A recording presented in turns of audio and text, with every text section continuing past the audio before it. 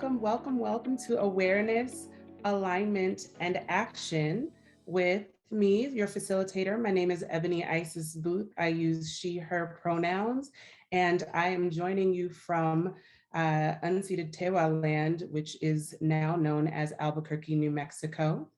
As you come into this space and settle in, I want to invite ease. I want to extend an invitation to you all for rest, for presence, for being rather than doing. As we come to a close of 2 days of programming that has been designed to uplift, to inform. Thank you, thank you. My scarf was a gift from a Danae sister of mine who gave it to me as a going away present. I decided at the last minute to put it on, and I'll also share with you all in the spirit of the same rest and vulnerability and transparency that I am inviting you to. Today has been spent packing my house because I'm going to be relocating from New Mexico to Maryland this weekend. And all morning long, I was packing and moving and getting ready, and then I needed to shift gears and come here. So you can see in the blur behind me, my bookshelves are empty. Yay me for emptying bookshelves. And so as a going away gift, my dear sister friend, Jacqueline, gifted me this scarf, which feels amazing because I haven't received it as a gift in the 7 years that I've lived in New Mexico. So it really felt like a crowning or an offering of sorts. So yeah, I'm excited about it. Yeah, I mean, moving is tough, but you know what? Listen, we're out here, right? We're living life. And I want, here's a new approach that I'm taking to this. And I'll start here with our session for today, just to maybe invite as a grounding, a way of coming to being. This is our 3rd year in virtual spaces, having made a huge pivot, having overcome, having survived, having dared to thrive throughout perilous times. I fell asleep watching Democracy Now! Last night. I don't know what I was thinking. I'm not even gonna tell y'all about the dreams that I had. It was wild, right? So there is so much happening in the world right now. I want to present to you a framework of understanding for how I approach creative strategies for change. And that framework was gifted to me by the CSC organization, which is based out of Denver, Colorado. And so today I want to talk to you a little bit about the framework for the approach that we're taking, and then extend an invitation to you all around how we actually come into awareness about how we be, not what we do, how we bring our vision and ourselves into alignment with one another, which alignment isn't necessarily about a straight line. Alignment is more about balance than anything, right? And then once we have that awareness of what the issues are, we bring ourselves into alignment with the bigger vision that's ahead of us, we can start to make small steps and count them all as action items that lead us toward the thing that we're searching for. Now, whether you or not you come to this work today with the high vision being burning it all to the ground, whether it's building a new future, whether it's relocating across the country, whether it's just making time to stand in the backyard with your feet in the dirt and looking at the sun, whatever that vision for you is, you get to decide because you are the expert on you. So I come to you today, I'm going to ask a question about how many of us may have had the opportunity to do pre-work. There's 79 folks in the space. And so I'm curious, maybe either by throwing a plus in the chat or giving an emoji to your Zoom box, how many of you had the opportunity to play with an assessment wheel as the attachment that got sent out? Okay, that's cool. You got to kind of throw pre-work out the window sometimes. It's okay. Don't apologize. Cool. All right. So let's do this. I can drop a PDF in the chat to get us started with that. Give me just a moment and I will drop the PDF link in the chat so you all can follow along with me on your devices. If you're on a mobile device, that's okay. Let me see where the file is and I'll get it dropped in. Teresa, do you happen to have the file on hand? Could you drop it in the chat so I don't spend time searching? Maybe we could do this as teamwork. Or, okay, cool. So while Teresa gets us set up on the tech side, I'll talk a little bit about the framework that I mentioned and how I would like for us to spend our time together today. So the first thing, I'm gonna remind myself to breathe and invite us to kind of ground and become present in this space. And a wonderful way to do that is to first just notice your breath. Just bring yourself into a state of awareness that you are breathing. I don't know if the breath is cool as it passes through your nostril, if your jaws are clenched, or if there's space in your mouth to allow an exhale to escape your lips. Curious about on an inhale, if you can maybe pull in big enough so that you feel it through your chest and even into your back. You feel your shoulder blades kind of fill up with air. Once you feel that stretch from the inside, hold it and then just release. And with that release, see if you can send that energy further down to your root. Notice how you're resting on your seat, being held in your chair, wherever you're seated and resting. Notice if those big muscles, those thigh muscles and glutes and hamstrings are clenching to hold you up. And invite them to rest and relax so that you can be held by the actual chair you're sitting on. You might notice a little bit of a tweak. Sometimes we call it maybe you unclench your butt cheeks. We notice that we do that sometimes. Shrug our shoulders up to our ears, clench our jaws because we've been sitting on devices all day, answering emails and questions and taking notes. So inviting through your breath, all of that to just slow down as we come to presence. See if you can notice all the way down to your toes and maybe even wiggle them if you're able. Plant your feet and get comfortable. Because today we are going to do some self-assessments. And these self-assessments allow us to identify maybe some things that we were not previously aware of, and then bring ourselves into alignment and come up with a plan for how we take action. So for those of you who are new to space, I see some familiar faces in here. I see Miss Cookie in the space. I've seen folks in the chat. Hi, everybody. But for those of you who have not experienced a facilitation with me, my name is Ebony Isis Booth. I am a transformation coach and cultural strategist. I will be working with you today in a way that is more integrated and conversational than presentation and lecture. So as soon as we get this assessment reel up, basically, I want to talk to you about the different categories of our lives. Okay, we're going to email it. Oh, well, okay. All right, cool. It won't let me upload it either for some reason. I don't know if this is a new Zoom. I'll pivot. Okay, so here's a 4-point framework that I want to share with you. Change is hard, it's difficult, especially when we're in a place where we are trying to make many changes at once. But we know that power concedes nothing without a demand. And sometimes in order to make a demand, we have to first know what the needs are.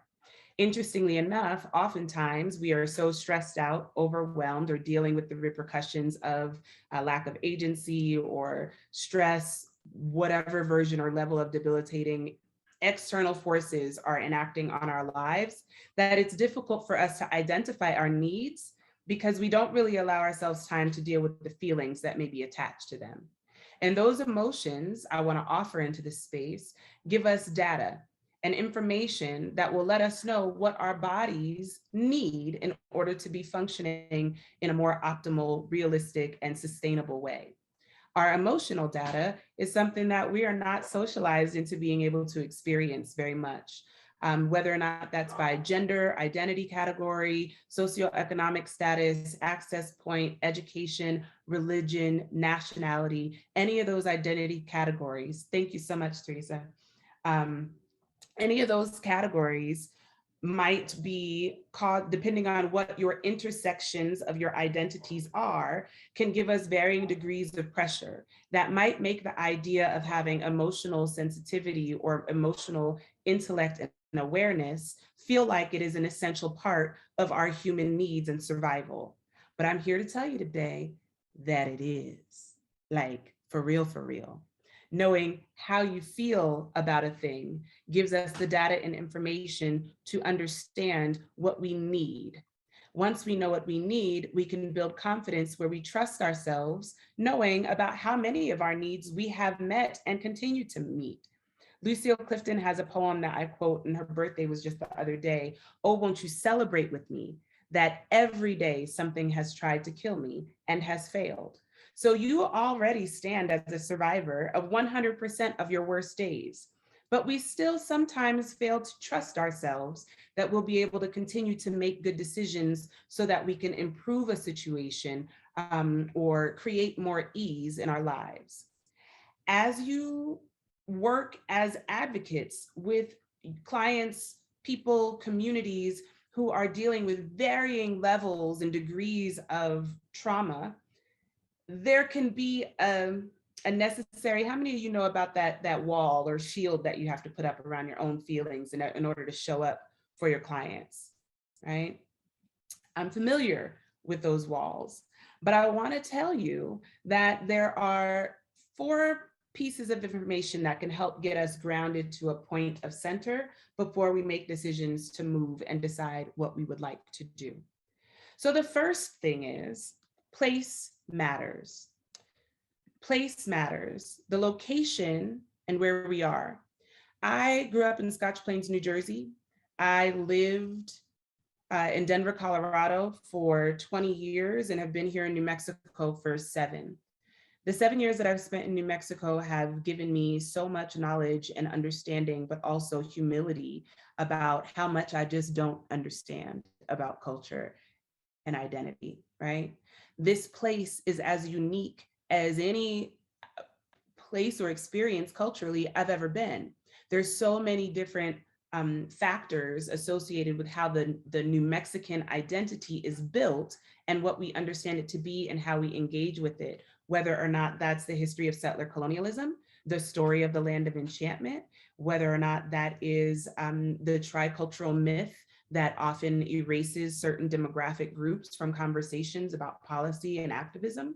Whatever those things might be, it is a very unique set of arrangements here in the state of New Mexico. But where we are is essential to the work that we do. So your place and your location matters, not only where you show up to work and the communities that you serve, but also where you come from. Okay, so the first point that I want you to consider is place matters. So think about where you are located and the significance of that. Are you sitting in a bedroom, an office? I saw a person earlier who was taking the call from bed because rest is essential, right? And also a part of resistance to the capitalist machine, but I digress. So place matters. Think about where you are currently located in this time of reflection. The second point is that identity matters. There is no neutral. There is no neutral. There is no neutral. Your identity is essential to this social experience called life, right? Or maybe some might call it an experiment, but we are in it. And wherever you stand and wherever you're located, also the intersections of your identity are essential to how you show up and stand in your power, to resist oppression, to help to liberate others, to educate, to inform, to heal, and to grow. Identity matters. The third point, oppression exists. It exists. Also, oppression is never complete because as long as we are living and at free will and choice, we will resist, right?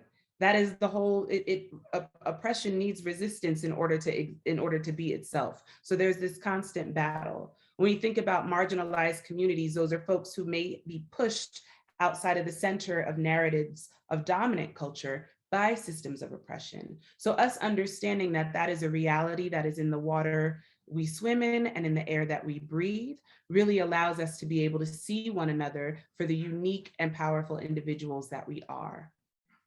And lastly, love is the answer. Love is the answer. Love is the answer. Love is the answer.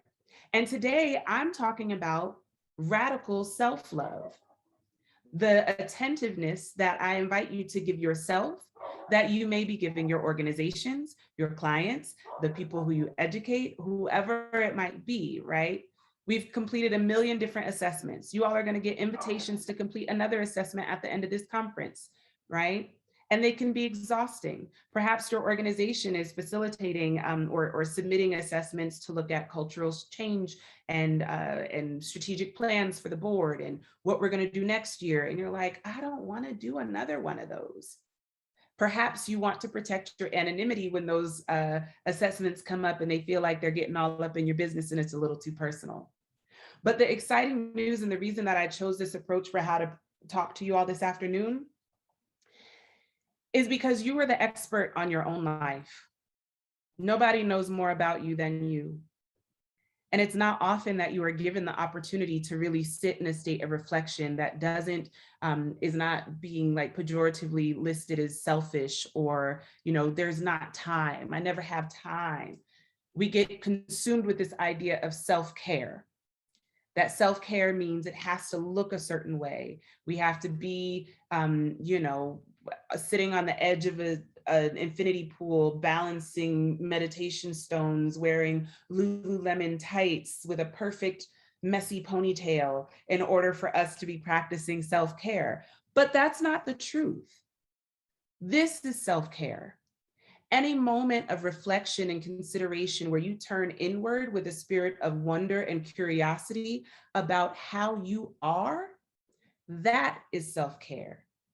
And I want to invite you to the concept that that is enough. In preparing for a lot of conversations, like I said, it's year 3 of Zoom facilitations. How many of you all are the type of person who requested decks after a presentation at the beginning of the Rona? Is the deck going to be made available in email? Are you going to send the deck out later? I was one of those people. And then I just ended up with a bunch of decks on my Google Drive that I never went back and looked at. Just hoarding data mining, hoarding information, but giving myself more work to do instead of just being present for the learning and for the experience of sitting still, right? So this invitation to self-care is really an invitation for you to consider a meditation on how the hell are you? How you doing? How's your heart? How's your breath? Does it make you uncomfortable, right? Yes, Sarah, bring Audre Lorde into this space. We bring the ancestors in and speak their names. Yes. Sarah put in the chat, caring for myself is not self-indulgence, it is self-preservation. And that is an act of political warfare.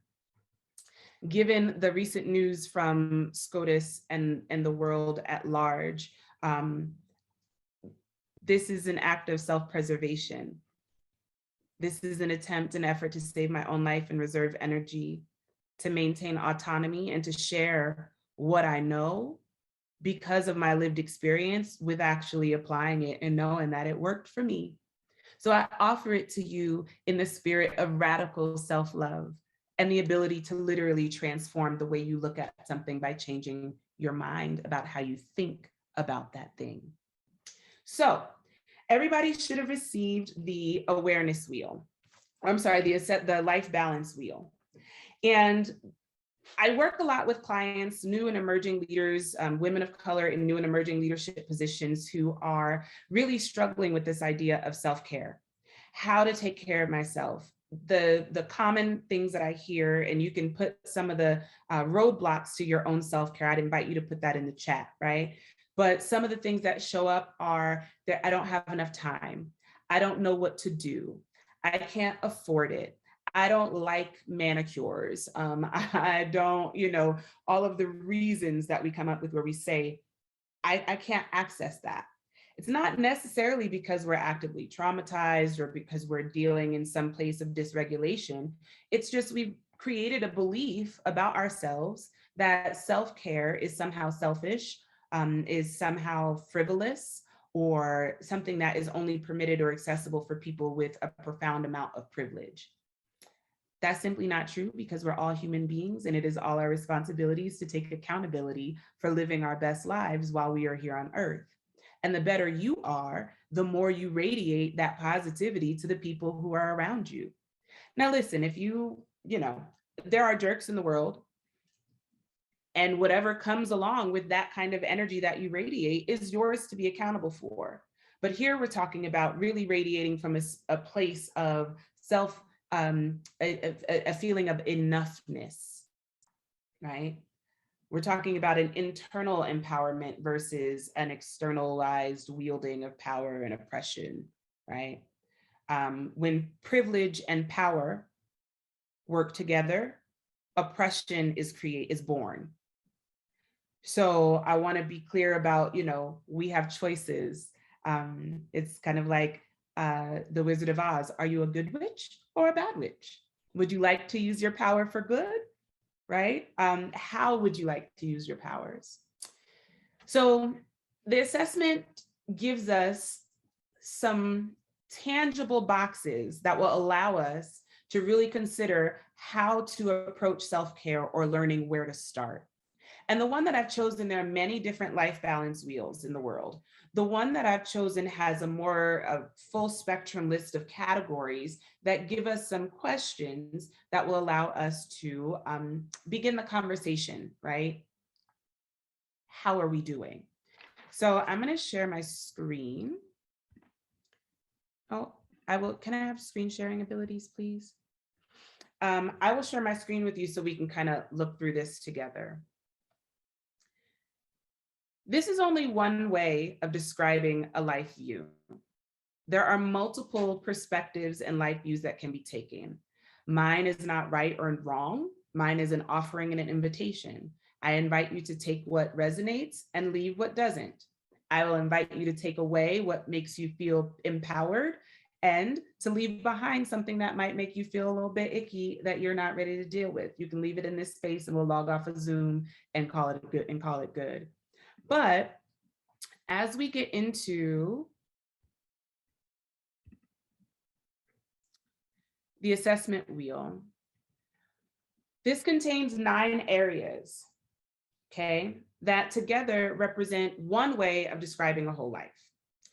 This exercise is going to give you a degree to your own level of satisfaction and also give you a little bit of an understanding of a range of expression in these areas. Sometimes we don't necessarily have the language to articulate how it is that we are or are not doing. Normally, I direct clients to a feelings wheel and have them pick a couple. But for the purposes of this exercise, this gives you some more expression and language, and gives you also a numerical breakdown so that you can look at percentages as you start to erect a framework or system to find balance.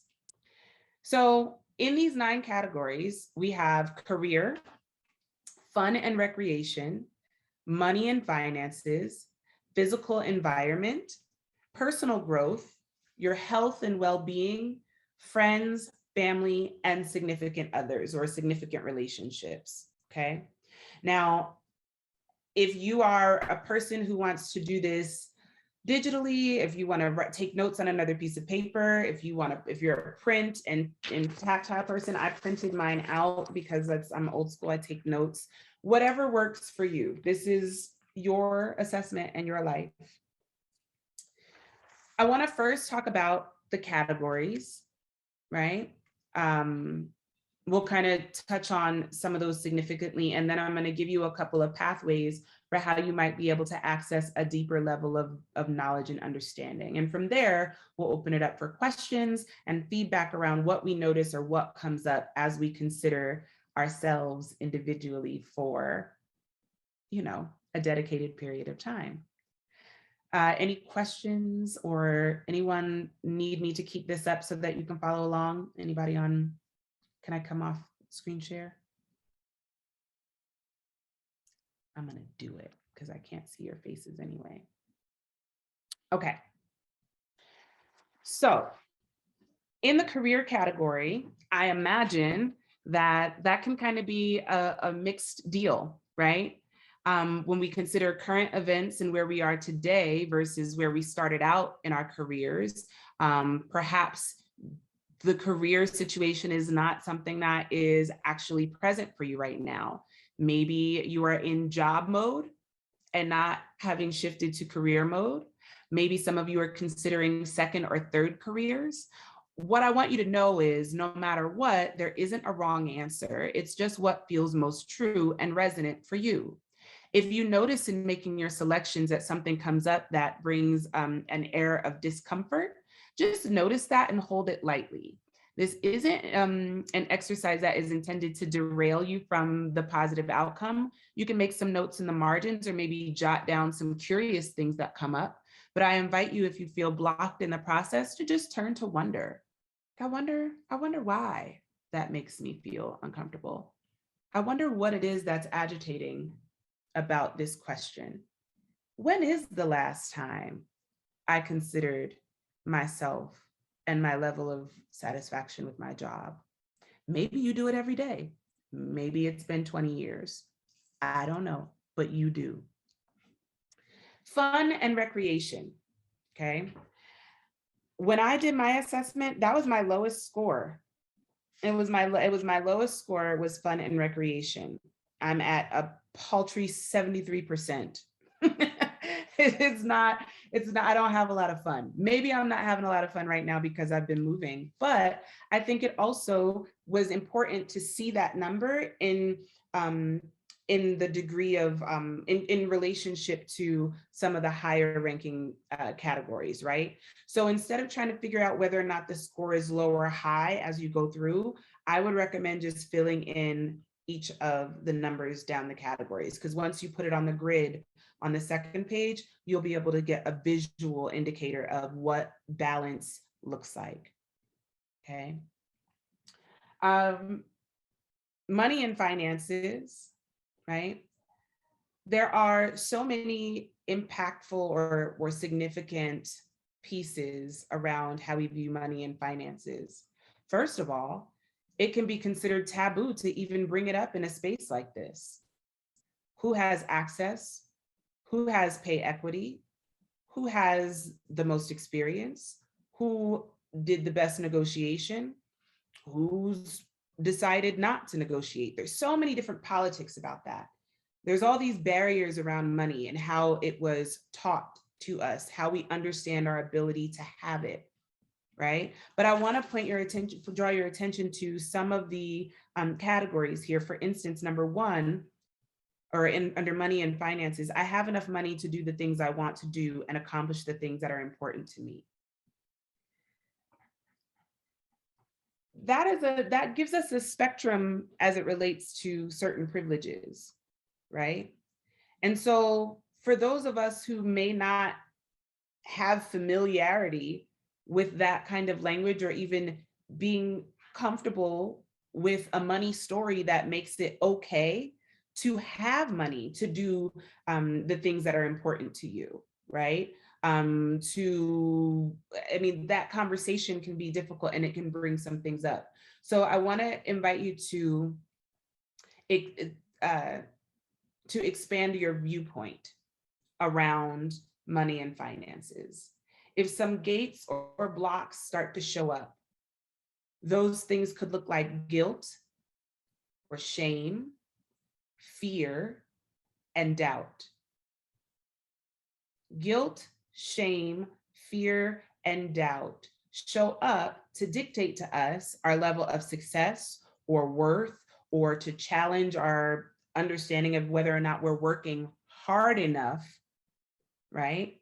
So that we create these narratives of judgment against ourselves, and we forget that self-preservation is an act of political warfare. And currency is a way that in this society, we access the things that we need to survive. So yes, it's loaded, but it's important to start to unpack that so we can really get to the root of how we can create new empowering narratives for ourselves as we approach what it is that we envision for ourselves in the future. So by expanding your viewpoint, I invite you to consider another perspective. Perhaps it's something that you've only been looking at really closely. You've been right up on it, grinding that axe for a long time, saving away. Maybe you just made a huge purchase, and so it's just like all of those papers that you had to sign for the house are just like right up against you. But I want to invite you to, with your breath, put some distance between yourself and the thing that you've been looking at so closely, to notice what else surrounds it. Where are there pockets for gratitude? Where can you acknowledge your wins and successes? What does enough mean? What are the things that are important? Right? I gotta tell you, I threw away a lot of stuff that I consumed and bought and collected through the pandemic. They were not important to me. But at the time, I had an emotional need for comfort. So I was shopping and consuming more things. And also, that fear that I was going to lose something caused me to spend money. Like, I might as well just get rid of it before it just disappears on its own, right? My grandmother used to call it letting it burn a hole in your pocket, right? That's an anxiety response. That's a scarcity response. And so unlearning that doesn't take place until I first acknowledge and become aware that it is happening. So these assessments give us or spark that awareness as we seek to find balance. Questions, input, responses, or reflections around that? Anybody want to come off mute and share? There's so many pages of people. I totally agree, Miss Ebony Isis. Um, we, especially during the pandemic, it's and it still is. I mean, we're not quite out of it just yet. So there are things that we tended, to do, um, and I get yelled at all the time for stuff I do. So anyway. Wow. I don't want anybody yelling at you, Miss Cookie. I don't want that to happen, but I don't want anybody yelling at you. And I Well, that's also, what I call it, but it's not yelling. It's strong, you know, voice saying, "Okay, you need to cut back on this. You can't be doing this. We really need to do this and that kind of thing." So, yeah. I hear you, and I can appreciate that. And I imagine that there's some folks with whom that resonates. And I want to offer a reframe, that yes, it is often good to have somebody in your corner who's like, hey, I see you, or someone that you're in partnership with to just kind of guide you toward a more practical coping mechanism. But I also want to share that judgment and compassion don't exist in the same place in the same time. And oftentimes when we have all of that external learned narrative about what we think about ourselves as it relates to our relationship with finances and money, what can happen is it starts to create a script or a narrative that can be very limiting in our understanding of our ability to be worthy of and deserving of the things that are important to us. This isn't just like go buy more stuff. This is really thinking about stability, foundational wealth, generational wealth, breaking generational cycles of trauma and poverty, what the reality of the capitalist experiment is on people of color and marginalized communities. So having some more compassion, remember, place matters and identity matters. All of these things are interrelated. So by pouring some compassion on ourselves to say, wow, when I was feeling isolated and afraid because there was a pandemic outside, I did find comfort in clicking that Amazon button. That wasn't entirely successful in the sense that it's not helping me toward this higher vision of saving for a down payment. So I'm going to I'm going to cut myself a deal. I can make one juicy Amazon purchase a month for something I really, really want, right? There's a way that we can reframe, but coming into awareness, alignment, and then action is what that looks like in smaller steps. You with me? Okay. Physical environment. This is huge. It's huge, especially for you all as advocates in all varying degrees of how you show up in spaces when we talk about having to do intake and asking folks whether or not they're safe at home, right? When we are tasked with the responsibility of supporting someone and being extricated from or leaving an unsafe environment, when we are working with law enforcement professionals and officials and systems that have, present an inherent threat or risk to the communities that we are in service to. This idea of our own physical environment sometimes takes a back seat to those that we are in service to. But another thing that I want to relay to you as you go into this assessment of yourself is that you can't pour from an empty cup. You can't pour from an empty cup. So taking care of yourself and doing this assessment will also support you. Yes, related to scarcity stuff. Absolutely. Claire says it's related to scarcity stuff, and the pandemic, I think, is also the cumulative effect of mass traumas and its erosion of hope. Claire, that is so perfectly stated. This erosion of hope, right? We're tired. Y'all are tired, huh? Exhausted, maybe, right? Battle weary, if you will, right? And also sometimes still hopeful or joyful or fearful or happy, or, we can feel more than one emotion at a time, right? But this slow erosion of hope with all the negative does make it really difficult for us to show up for ourselves, even in creating a physical environment that suits us, right? Now, this question about wardrobe is a little bit, it's a little, it might not be as woke as I am as far as the approach that I'm taking with how we can make this more social justice oriented to take care of ourselves as advocates and activists.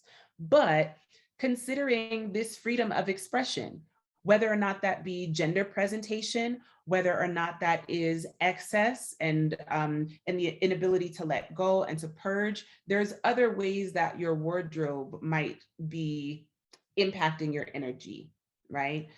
Is it the amount of things? Is it too much, or are you feeling not enough? Are there insecurities about what you feel the way that you look says to the world or presents? And how is that identity being impacted by systems of oppression that are enacting on you, right? So there's always a deeper subtext to even some of the things that seem superficial. So I want to state that. The next one is personal growth. So I don't know, there were a lot of invitations for personal growth over the past 3 years. There will always continue to be, I hope, invitations to personal growth. As the world changes, I look at all of the tumult and conflict that is happening in the world right now as a huge invitation to personal growth, to self-educate, to do research, to find out how to participate in movement spaces and to engage, right? Perhaps it's deepening knowledge of something. I'm not one of those people who baked sourdough bread during the Rona. I didn't bake bread. I worked the whole time. And I think the same could be true for many of you in this space. I didn't even make banana bread. Like the bananas rot and then I throw them out. Like I gotta stop telling myself I'm gonna do that, right? But with this idea of personal growth, is there something, right, that is related to your belief system that doesn't feel sustainable? Are the circumstances of life causing you to maybe doubt or consider, would this be easier or more practical if I reconsidered my approach? What's not working? as opposed to just trying to read every book on everybody's list that they tell you in a meme on Instagram. Read this book and you will be more involved or aware and better suited for the movement. I want you to just consider what you already know. Not what you do, but what you already know. And think about if there is something about those beliefs that is causing you to feel like, I might not be able to get over this hump with this same tool that I've been using out of this same toolbox for the past 30 years. I might need some new tools, right? Or I'm going to apply a different approach here. So as personal growth, this again isn't an invitation to judge or criticize yourself, but it's to take stock and have a real true assessment of what you would like to work on.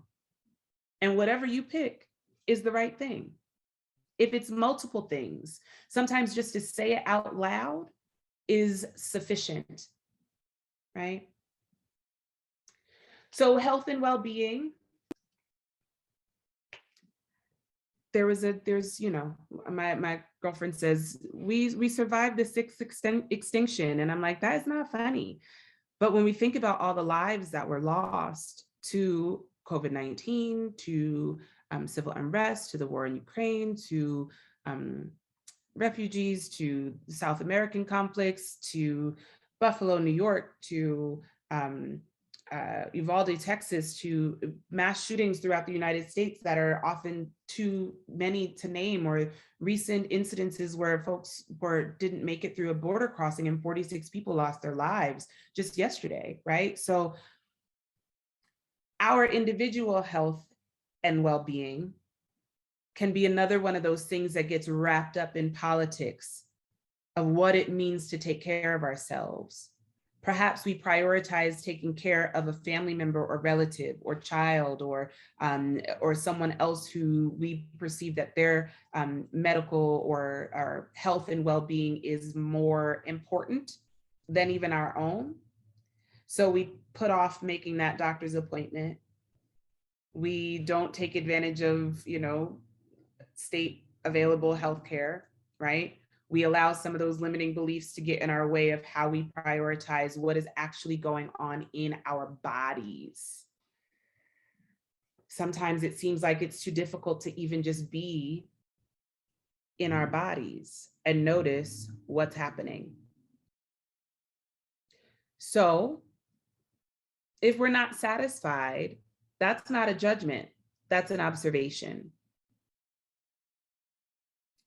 If you are unconscious, that is also an invitation to get present with what is happening in your body and to approach it with curiosity and wonder, as opposed to a rule or something that you need to do, or a way for us to, a friend of mine says, don't should on yourself.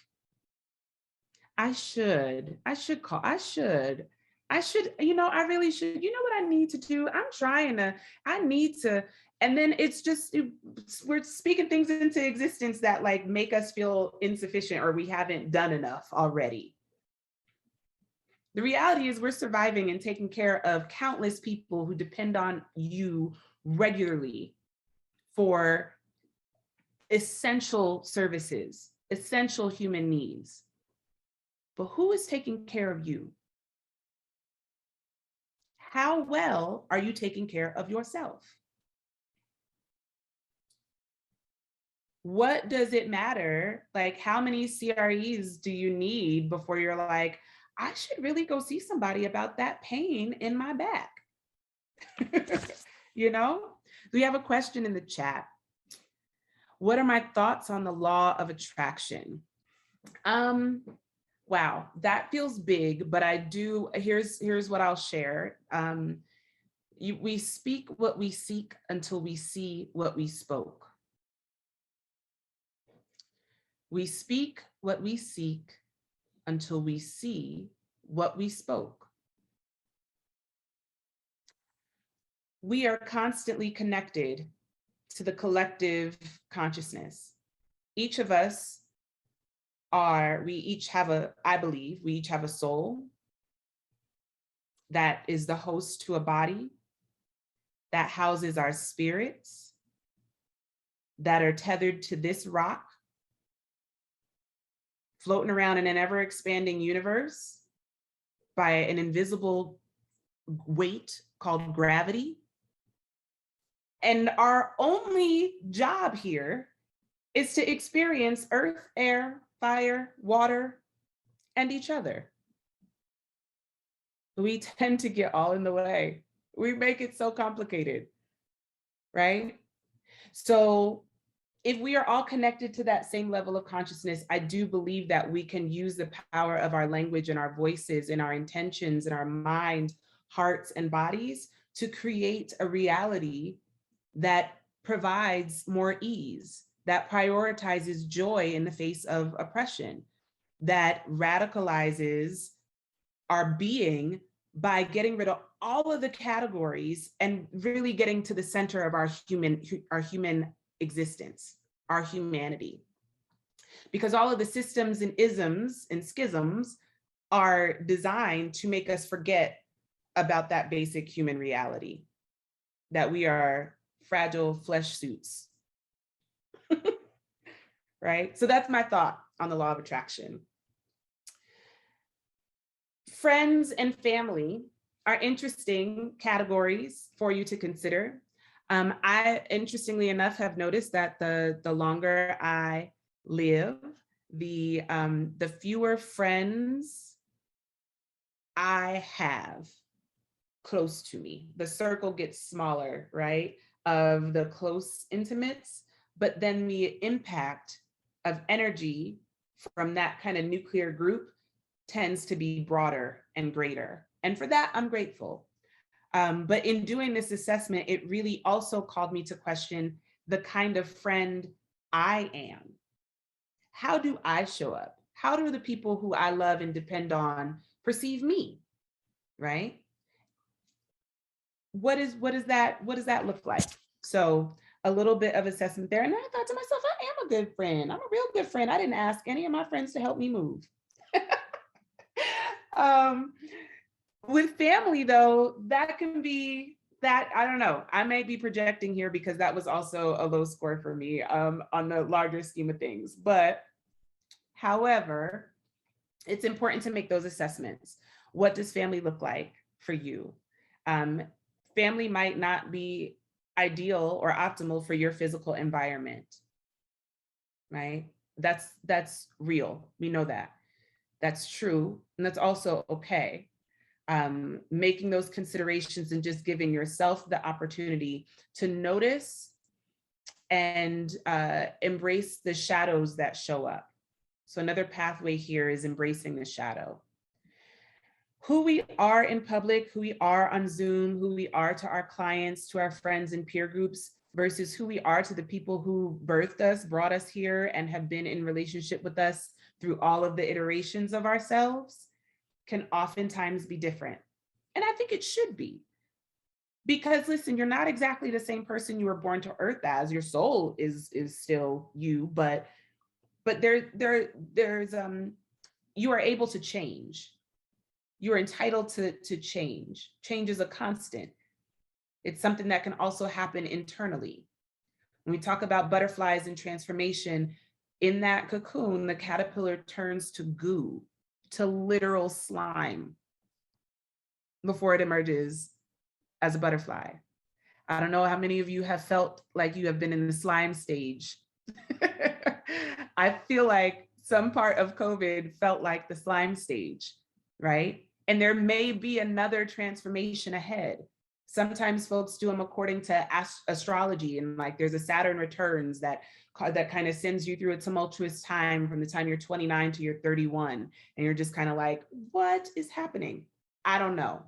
But in all of our growth and as we go through change, there will be a period where we become unrecognizable even to ourselves. And that's part of the process. I encourage you to embrace it with curiosity and wonder. It is not finite or static. It is a part of you changing. and change can be difficult. Yeah. Sarah says, I think as advocates, we're skilled at not seeing our own humanity. I want to offer to that reality, and I hear you, I say word, and I also offer you the solution to most problems that we face or identify and become aware of is really just to be more of yourself. More you, more cowbell. Who else you gonna be? Right? So really deepening that understanding of self and making choices about how you show up and practicing honoring our own humanity first creates it, it emanates to the other humans we are in community with. And they sense it and feel it. You then become more human to them, and it creates a way that they can show up more honest and authentic in their vulnerability. That is a better way to establish trust, which is essential.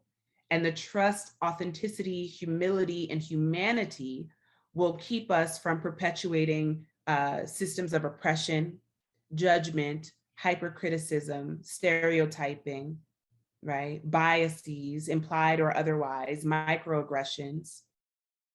The more we see ourselves and our humanity, the more visible it is to someone else.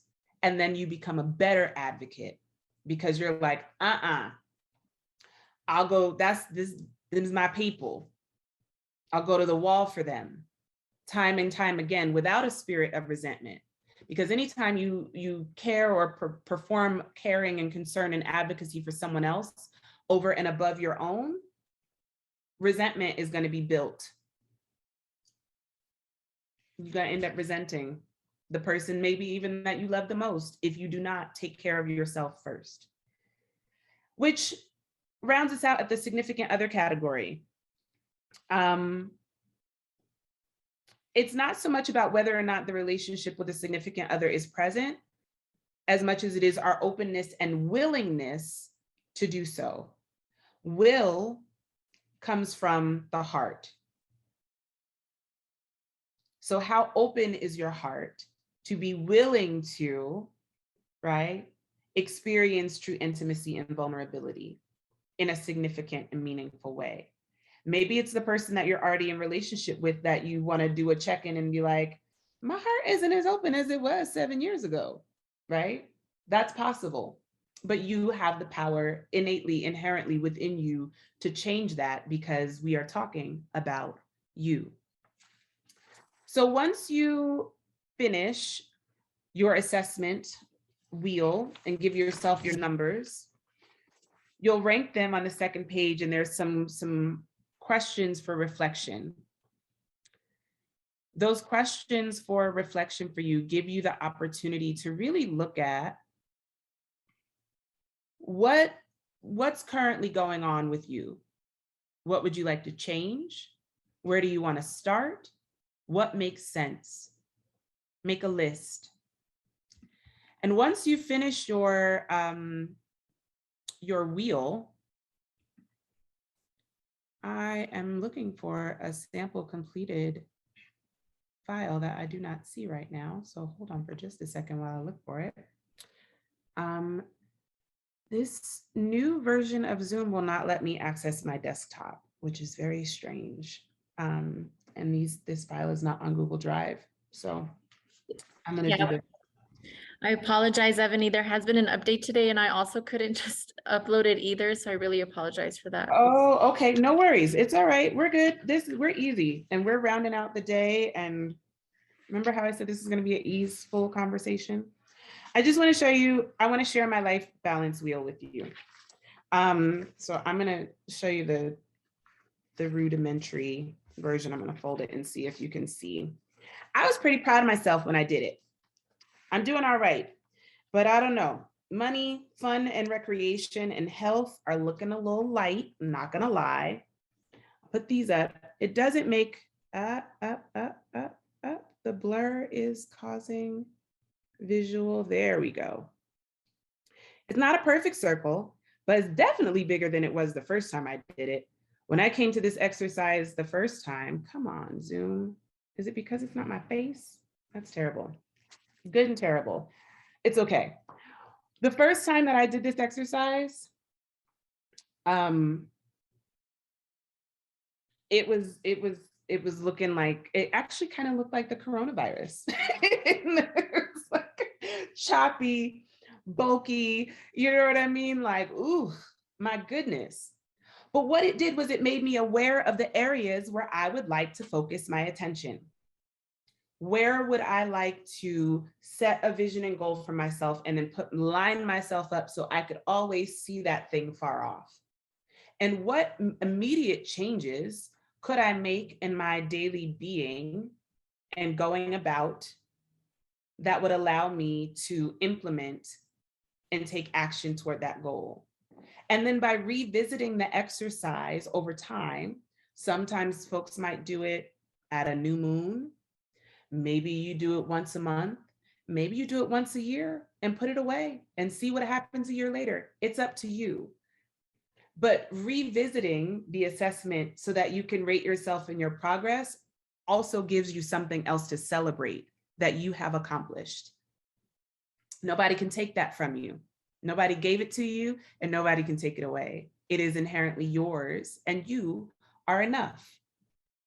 So I'm gonna pop in. Oh, you're so welcome. Thank you. Thank you so much for the positive comments in the chat. We have reached the end of our hour today, and I want to say thank you and congratulations on completing this 2-day conference. Thank you so much to Terry and crew at NMCADV for always being so thoughtful as they curate these events, you guys. They put this in as a priority to make sure that there is some balance given to you because of the depth, detail, and just this seriousness of the work that you do. So I hope that you receive this offering in earnest with a spirit of love and joy for you all to continue the work. Keep up the fight. Take care of yourselves because we need you. The world needs you. So I thank you again for your participation. I hope that you actually do the activity. You got this. Ooh, the lights just blinked. I don't know what that meant, but I'll take it. All right, you guys, go on about your day. Have an amazing week. Be well, be light, keep shining. Thank you.